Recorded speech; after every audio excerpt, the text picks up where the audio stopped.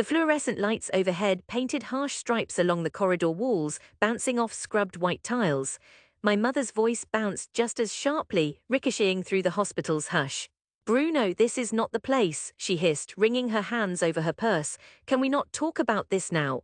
But Uncle Sergio didn't care where he was. His voice boomed, gripping the hallway just outside room 406. "He needs a real plan, Anna. Your son dreams about making games while your husband lies here with machines keeping him alive. What kind of future is that?" My father was only just out of surgery, an angioplasty. I could still smell the antiseptic stinging my nose, mixing with the crook of coffee and fear that had filled every waiting room conversation. I stood between my mother and uncle, hands loose at my sides, backpack slung over one shoulder. I was almost 20, thin and blurred at the edges, sleep lost over anxious nights and frantic hustling. "There's nothing else I want to do," I said, less steady than I hoped. "I didn't come to argue." My aunt murmured as if repeating a prayer. "Games are for wasting time. In this city you need a trade, a career." I had tried, God knows, but the idea of settling down for a job just to pay the bills gnawed at me made me restless. I saw other sons, dutiful, painting houses or installing air conditioners. Their parents didn't lie awake at night, but I couldn't imagine myself there. Sergio jabbed a finger in the air between us, paunch heaving underneath that old Corinthians t-shirt. "No one pays you to play. I will not watch Anna's boy throw himself away. In this family we work." In a faraway room, monitors beeped. I could hear a nurse wheeling a cart, the rubber wheels squeaking by. The world outside was enormous, endless streets of Sao Paulo traffic snarling at every intersection, sunlight trapped between cracked sidewalks and tired windows. All I had was the clunky second-hand laptop inside my bag, stickers peeling. It was more battered now than when I'd first glued them there as a teenager, dreaming of making something big. I'd coded in internet cafes, in the university library during stolen hours, even though my scholarship was barely holding. I looked at my mother, her eyes glistened. I knew what she wanted to say, she believed in me, or at least she wanted to, but grief made hope seem extravagant. Dad's heart had thudded out of time, she didn't want mine to break too. "Dad told me right before the ambulance came," I said, remembering my father's faint smile in the kitchen that morning. "He said to chase what sets me alight." Sergio rolled his eyes. "He didn't mean to abandon us for cartoons and dreams." I bit my lip. I didn't have a clever answer. The city's noise pressed against the windows, car alarms, dogs barking, life going on with or without us. I pressed past Sergio, brushed by the scent of cheap cologne and sweat, and went into Dad's room. Machines blinked and hummed next to his sleeping form. I sank into a chair, guilt and resolve coiling tight. That would be the last time I saw my father conscious. He woke once, long enough for me to take his hand, to promise again, in croaking Portuguese, that I would try, I would really do it. He ran his thumb over my knuckles and closed his eyes, a slow exhale. He was gone before the sun. The months that followed ran together, a tangle of funeral heat, casseroles dropped at our door, whispered conversations that drifted when I entered rooms. I worked the only jobs I could, delivering food on my battered motorbike, doing repairs on old computers, carrying supermarket bags to strangers' cars. I sent out games to every publisher, every contest, and watched rejection after rejection land like stones in my chest. Sometimes it felt like the city wanted to swallow me. The night I sold my bike for rent money, I sat on the cold tile floor of the apartment, coding until dawn because there was nothing else left to lose. I built a little game about a Sao Paulo pigeon, dodging taxis and picking at discarded bread, its only weapon hope. I polished every detail, every squawk, every tile, every slapstick near miss, until my eyes burned from staring at the screen. The rejections slowed, an email arrived. "Your submission has reached our final round." It wasn't a yes, but it wasn't a no. I took a job moderating chat rooms, midnight to 8 in the morning, barely sleeping. I drank Nescafe and watched the world scroll by, trolls, lonely teens, bored insomniacs. I coded on lunch breaks, hiding in a corner. My mother noticed grey under my eyes, offered food I couldn't always eat. She'd shake her head at my laptop, then clasp my hand as if to say, "Even if you fail, I am here." Alone, I would replay every word from that hospital corridor, each mocking smile from distant cousins, the jokes. "Bruno, you'll be rich when chickens fly, when that game sells in New York." The laughter used to sting, now it pressed me to keep going. Months blurred. The day I finally got CONGOATULATONS in the subject line, I was in a tiny internet cafe on raw Augusta, hunched over chipped formica. Steam from the owner's ironed clothes wafted in. I didn't even have enough money in my account to buy bus fare home. I almost dropped the phone. I was invited to pitch, then to develop, and soon to deliver a prototype.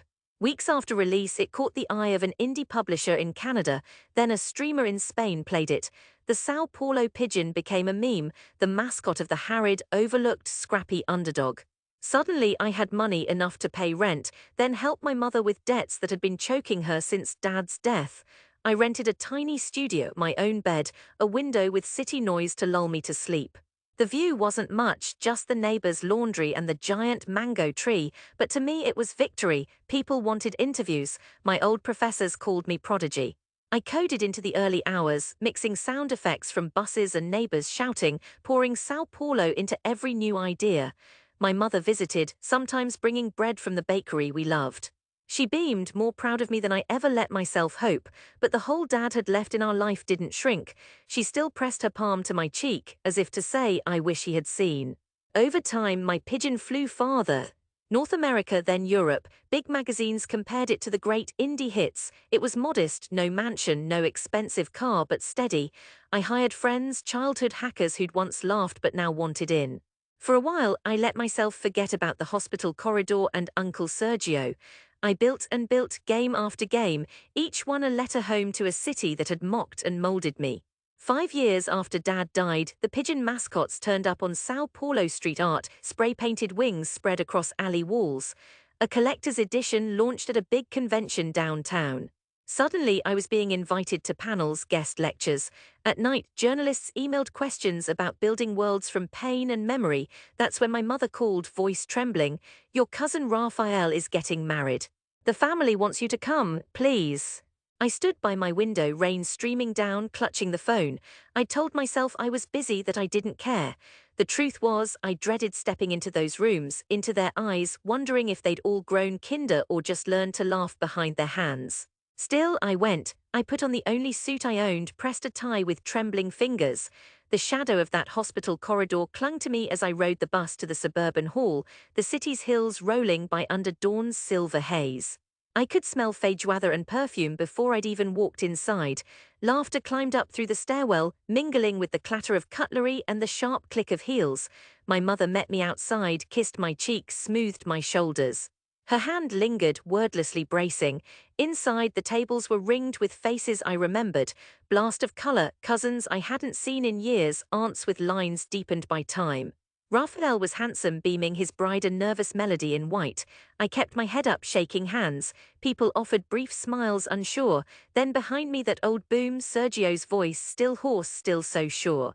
So has our superstar returned? What is it, Bruno? Big city man has time for family now. He gripped my shoulder, smile wide, almost daring me to flinch. I nodded, pulse throbbing. I'm always family, I said. No matter where I go. Cousins nudged each other, whispers skittered beneath the music. Did you hear? Sold a game, they say he's rich. Some clapped my back as if the joke was that I'd finally wised up.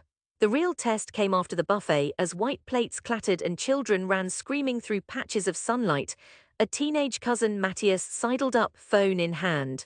Bruno, he said, not meeting my eyes, is it true the pigeon game is yours? My friends talk about it all the time, the one that's everywhere now. I smiled, first time all day it felt unguarded. Yeah, that's me. He blinked, then thrust the phone at me. Can you show me? I told them it was my cousin, but they didn't believe. Heads turned, the room shifted. Sergio squinted, skeptical, arms crossed.